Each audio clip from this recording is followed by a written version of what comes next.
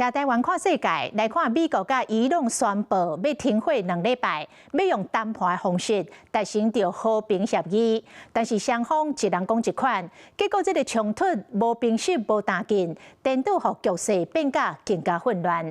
來看這個報道。以色列特別大規模空襲黎巴嫩，造成幾百個人的死傷。伊朗的國會議長卡利巴夫指控違反條款。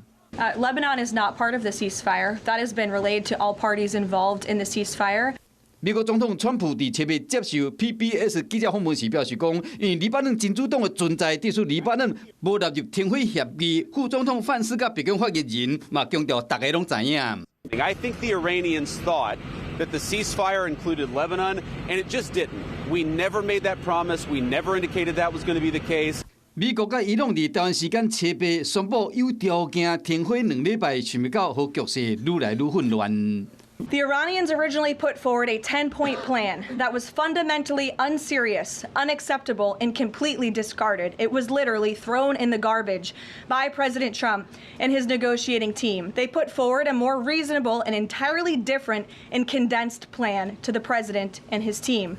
川普點名 CNN 等等媒體引用甲美伊談判無關的消息來源報道，伊朗10月方案的細節是假新聞。理由就是講，川普甲談判團隊認為伊朗修改後的方案甲美國提出的15點建議有符合。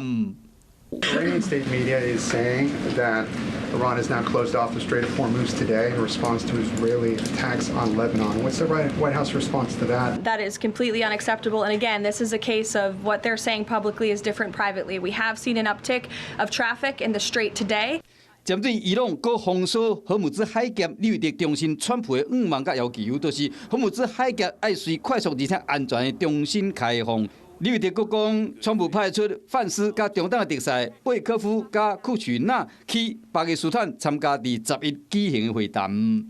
Hello， 我是林仙怡，想要搶先掌握最及時的新聞資訊嗎？趕快訂閱、按讚、開啟小鈴鐺，鎖定華視新聞 YouTube 頻道。